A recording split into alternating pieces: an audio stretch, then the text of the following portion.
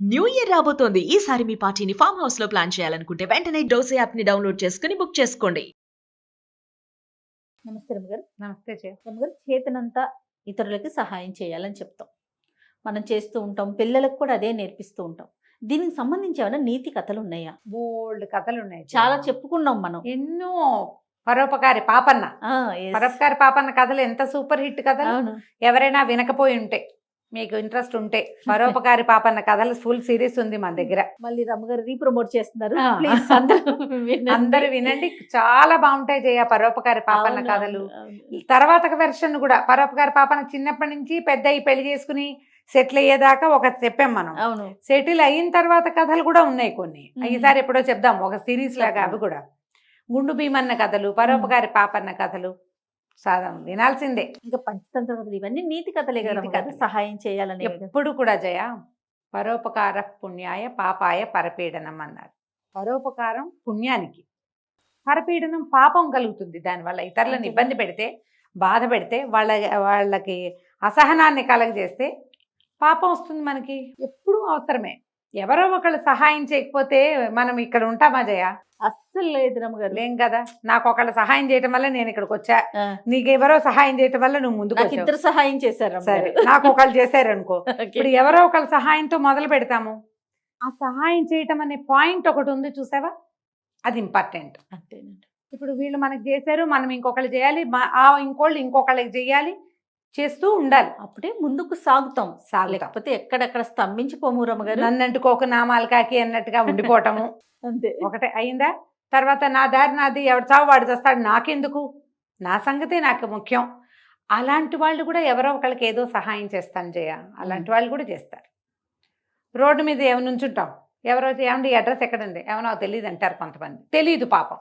కొంతమంది తెలిసినా కూడా ఈ టైం వేస్ట్ ఎందుకు, వీడితో ఎందుకు నేను మాట్లాడాలి అనుకుంటారు. ఈ రోడ్డు మీద వీడెవరితోటో నేను ఎందుకు మాట్లాడాలి అనుకుంటారు. ఇంకోటి ఉంటాడు, బాబు ఇటు నేను అటే వెళ్తాను, నా వెనకాల రండి.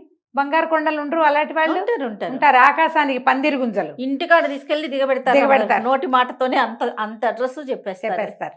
అవతల వాళ్ళు ఇంకా చాలా గొప్ప వాళ్ళు కూడా, మంచి వాళ్ళు అనుకో, వీడు వాళ్ళ ఇంటికి తీసుకెళ్ళి అన్నయ్య నీకోసం వీళ్ళు వచ్చారని కూడా చెప్తాడు.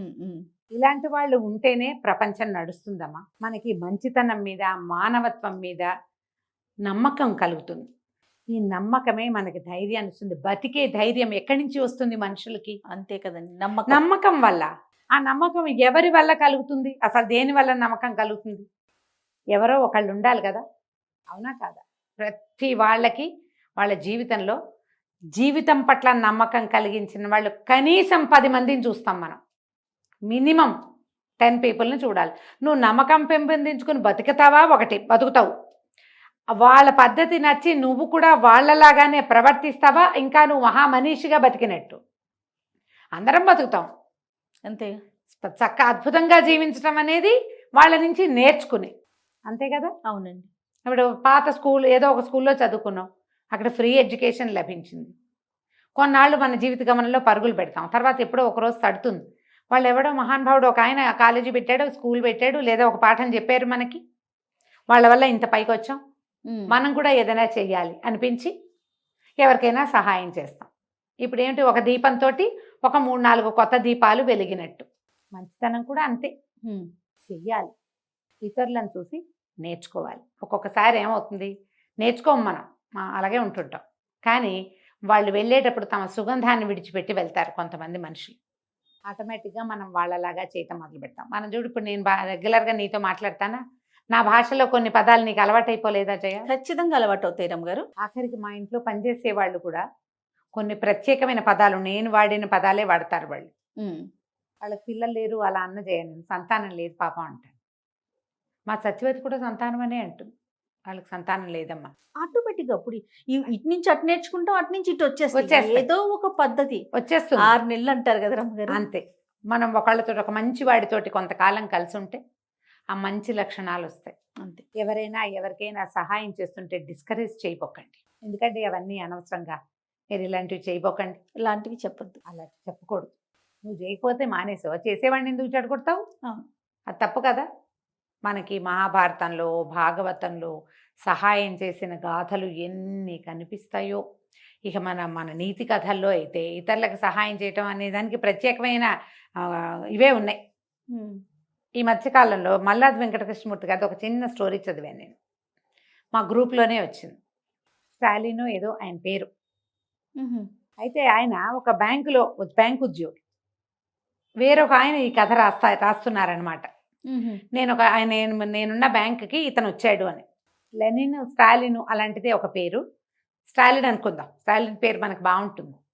అయితే ఆయన ఈ మనం కథ రాస్తున్న రచయిత గారు పనిచేస్తున్న బ్యాంకుకి వచ్చారు. వచ్చిన రోజు అందరినీ పలకరించాడు, తనంతట నుంచి షేక్ హ్యాండ్ ఇచ్చాడు. ఈయన అలాంటి వాడు కాదు, ఎందుకు మనకి మన పని మనం చేసుకుని మన ఉద్యోగం మనం చేసుకుని పోదాం అనే ధోరణి. మధ్యాహ్నం వీళ్ళకి 11 గంటలకి టీ, మళ్ళీ 3 గంటలకి టీ వస్తుంది. అప్పుడు టీ తెచ్చిన వాడు ఎవరి దగ్గర డబ్బులు తీసుకోవాలి. కొత్తగా వచ్చిన ఆయన మీ అందరికీ టీ ఇవ్వమన్నాడు. ఆయన కొత్తగా వచ్చాడు, అందరికీ టీ తోటి పరిచయం చేసుకున్నాడు. ఆయన అందరినీ చూసి నవ్వేవాడు, ప్రతి వాళ్ళకి చెయ్యి ఇచ్చేవాడు.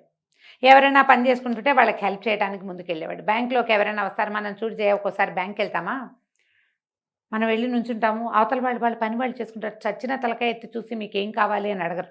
అవును రమ్మగారు. చాలా బ్యాంకుల్లో చూస్తాం మనం. ఇప్పుడు కొన్ని ప్రైవేట్ బ్యాంక్స్లో అయితే ఉంటారు చక్క సూట్లు వేసుకుని చక్క ముచ్చట కొలిపే అబ్బాయిలు. What can I do for you madam అనుకుంటూ వచ్చేస్తారు. కానీ మన పెద్ద పెద్ద నేషనలైజ్డ్ బ్యాంక్స్లో రారు. వాళ్ళ పని వాళ్ళు చేస్తారు. నువ్వు వెళ్ళి అడిగితే చెప్పినట్టు, నువ్వు అడగకపోతే నువ్వు ఎందుకు వచ్చావో మాకు సంబంధం లేదు. ఈ బ్రాంచ్లో అలా ఉన్నారనమాట. ఈయన మాత్రం వచ్చిన వాళ్ళని అడిగి వాళ్ళకి సహాయం చేసేవాడు, నవ్వుతూ మాట్లాడేవాడు అందరితోటి. ఎవరికైనా ఏదైనా అర్థం కాకపోతే ఉండండి నేను చెప్తానని వెళ్ళి కూర్చొని వాళ్ళకి అర్థమయ్యేలాగా చెప్పేవాడు. అక్కడి నుంచి రకరకాలు ఉన్నాయి కదా ఈ బ్యాంకింగ్ వ్యవస్థలో, మనం సిప్పు పెట్టడము అలాంటివి, వాటికి పెద్దవాళ్ళు ఎవరైనా వస్తే వాళ్ళకి సలహా చెప్పటం అలాంటివి చేసేవాడు. ఎవరికైనా ఏదైనా ప్రాబ్లం ఉందంటే నేనని పరిగెత్తుకుంటూ వెళ్ళిపోయేవాడు. ఓ రోజు ఒక కూర ఏదో తెచ్చి మన రచయిత గారికి కూడా పెట్టారు. ఏమిటి ఇది అంటే, ఇది అవియల్ అని, చాలా మంచి కూర అండి, మేము కేరళలో ఉన్నాం, మా మిస్సెస్ అక్కడ పెరిగింది, ఆవిడ చేస్తుంది, మీకు టేస్ట్ చూపిద్దామని తెచ్చాను. ఎవరైనా మనకు ఆఫర్ చేస్తారా? తక్కువ చేస్తారు, చాలా తక్కువ ఉంటారు, కానీ చేస్తారు. ఈయన భార్య చెప్పింది, రచయిత గారి భార్య ఏం చెప్పిందంటే, ఇది కాస్ట్లీ కూర, ఎన్నో కూరలు పడతాయి అందులో, కొబ్బరి పాలు అవి వేస్తారు. సరే ఈయనకి బాగానే ఉంది. ఈ మధ్యలో ఒక ఆయన ఏదో ఊరు వెళ్తున్నారు, వాళ్ళ వైపు అన్ని దొంగతనాలు జరుగుతున్నాయని అంటే వాళ్ళ బావమరిది వచ్చి పడుకుంటానట. కానీ బావమరిదికి ఏదో ప్రాబ్లం వచ్చింది, వాళ్ళ ఇల్లు ఖాళీగా ఉంటుంది, ఎలాగో తెలియట్లేదు, వారం రోజులు ఊరు వెళ్ళాలంటే నేను వచ్చి పడుకుంటానులే వారం రోజులు మీ ఇంట్లోని, ఇతను వెళ్ళి పడుకున్నాడు వాళ్ళ ఇంట్లో. ఇప్పుడు వచ్చిన కస్టమర్లు అందరికీ ఈయన నవ్వుతూ పలకరించేస్తారు. కల్లా స్టాలిన్ చేస్తాడు, మీరెందుకు చేయరు అనేవాళ్ళు వచ్చిన వాళ్ళు. ఈ స్టాఫ్లో వచ్చింది గుమాస్తాలు అందరూ ఉంటారు కదా, వాళ్ళు ఏమన్నారు, స్టాలిన్ గారు అందరికీ పనులు చేయబోకండి మీరు, వాళ్ళు మేము చేయట్లేదని మమ్మల్ని అడుగుతున్నారు అంటే, ఏమిటండి పనే కదా మనం అందుకేగా ఉన్నాం అనేవాడు నవ్వుతూ. హార్ష్గా రియాక్ట్ అయ్యేవాడు కాదు అతను. ఓకే, ఇంకా ఆయన రకం. ఇంకో తర్వాత ఏమో ఈయనకి ఏదో బావమరిది పెళ్లి క్యాసెట్ ఏదో వచ్చింది, వీళ్ళ దగ్గర VCR లేదు. ఈయనకి ఇష్టం లేదు రచయితకి ఈ మాట చెప్పటం, కానీ ఆయనతో చెప్పాడు VCR కావాలి, ఒక CD వచ్చింది అని అనగానే, ఉండండి మన మేనేజర్ గారి దగ్గర ఉందని ఈయన వెళ్ళి మేనేజర్ గారిని ఒకసారి VCR కావాలండి అని, అతనే ఈయన బదులు అతనే అడిగి అది తీసుకొచ్చి వీళ్ళ ఇంట్లో సెటప్ చేసి ఆ CD కూడా పెట్టి వాళ్ళకి చూపించెళ్ళాడు. తన పుట్టినరోజు, ఎవరి పుట్టినరోజైనా పలకరిస్తాం, తన పుట్టినరోజుకి అందరికీ స్వీట్లు, టీలు, కాఫీలు. వీళ్ళల్లో ఎవ్వరూ పెద్దగా అలా స్వీట్లు టీ కాఫీలు ఇప్పించేవాళ్ళు కాదు. ఏదైనా పార్టీ ఇవ్వాల్సి వస్తే ఎగ్గొట్టేసి హాఫ్ డే వెళ్ళిపోవటం అలా కూడా చేసేవాళ్ళు. ఇవ్వకుండా ఒక అంటీ ముట్టని ధోరణి ఉండేది వాళ్ళల్లో. ఎప్పుడో ఒకసారి ఈయన వాళ్ళ ఇంటికి వెళ్ళాడు కూడా. అయితే మీ పేరేమిటి వింతగా ఉందని ఆయన భార్య అడిగితే, మా నాన్నగారికి దేవుడి మీద పెద్ద నమ్మకం లేదండి, అందుకని మాకు ఇలాంటివి పెట్టారు, స్టాలిన్, లెనిన్, మా చెల్లెల పేరు ఓల్గా అని పెట్టారు అనేసరికల్లా ఈవిడ చెప్పిందట, ఆ మావారు సహస్ర గాయత్రి చేస్తారు. ఒట్టి సహస్ర గాయత్రి చేసి ప్రయోజనం ఏముంది, ఏమి రాయరు ఆయన, జస్ట్ వాక్యం రాస్తారు. మా ఆవిడ చెప్పింది, మా ఆయన సహస్ర గాయత్రి చేస్తారని. గాయత్రి చేస్తారు కానీ ఆయన అంటి ముట్టినట్టే ఉంటారు క్యారెక్టర్. కొన్నాళ్ళకి స్టాలిన్ గారికి ట్రాన్స్ఫర్ అయింది. నేను అక్కడికి కేరళ వైపుకి పెట్టుకున్నానండి, నాకు వచ్చేసింది అని చెప్పాడు. నేను వెళ్ళిపోతున్నానని. వెళ్లే ముందు ఈయనకి మళ్ళీ అవియల్ చేసి పట్టుకొచ్చి ఇచ్చాడు.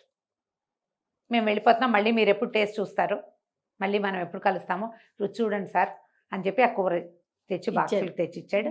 అందరికీ బాయ్ చెప్పాడు. స్టాలిన్ వెళ్ళిపోయాడు. 2-3 రోజుల తర్వాత ఈ రచయిత ఈయన అబ్జర్వ్ చేశాడు ఏంటంటే, స్టాఫ్లో కొంతమంది ఈ వచ్చిన పెద్దవాళ్ళకి సహాయం చేస్తున్నారు. స్టాలిన్ వెళ్ళిపోయాడు, కానీ తన గుణాన్ని మాత్రం ఇక్కడ వదిలిపెట్టి వెళ్ళాడు. ఒక తమిళ మామీకి ఈయన హెల్ప్ చేసేవాడు. స్టాలిన్ ఏడని ఆవిడ అడిగింది వచ్చి, స్టాలిన్ ట్రాన్స్ఫర్ అయిందని, రండి మేము చేస్తామని ఇంకొకళ్ళు వాళ్ళకి హెల్ప్ చేశారు. ఆయన వెళ్ళిపోయి తన గుణాన్ని ఇక్కడ వదిలిపెట్టి వెళ్ళాడు. అది పూర్తిగా వదిలిపోలేదు. స్టాలిన్ మాలో ఉండిపోయాడు. ఉండిపోవాలమ్మా, ఉండటం కష్టం. చాలా.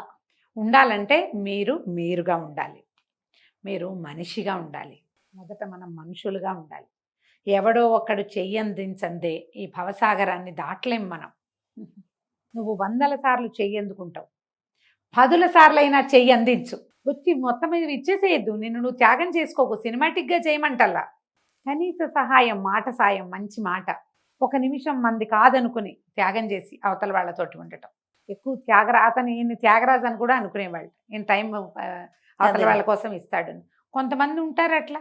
మనం ఆకాశానికి పందిరి గుంజలు కథ చెప్పుకున్నాం. అవునండి. ఆకాశానికి పందిళ్ళు ఉంటారు, కొంతమంది ఆ గుంజలు ఉంటాయి. అలాంటి వాళ్ళు ఉండబట్టే మనం అందరం ప్రశాంతంగా జీవిస్తున్నాం ఇంకా అంతే కదా. కదా. ఆ గుంజల్లో మీరు ఒకరు అవుతారా అవరా అనేది పూర్తిగా మీ ఇష్టమే. ఎప్పుడు నేను ఎవరిదైనా ఆసరా తీసుకుంటాను, నేను ఎవరికి ఆసరా ఇవ్వను అని అనుకునేవాడు పూర్తి స్థాయి మనిషిగా ఉండడు. పూర్తి స్థాయి మానవత్వం కావాలంటే చేయి అందుకోవటంతో పాటు చేయి అందించటం కూడా రావాలి. ఖచ్చితంగా. ఈ తన్ను మాలిన ధర్మం మొదలు చెడ్డ బేరం అని ఒక సామెత వింటాం మనం. తన్ను మాలిన ధర్మం చెయ్యొద్దు, కానీ నీ దగ్గరికి వచ్చినప్పుడు చేయగలిగేంత కనీసం మాట సాయమైనా చేయాలి. కొన్నిసార్లైనా చేసి మనం మనుషులమే అని మనం శభాష్, వెరీ గుడ్, బాగా చేసావు నువ్వని అనుకోండి. కంచికి మనం ఇంటికి. అద్భుతమైన కథ అండి. నమస్తే. నమస్తే చే.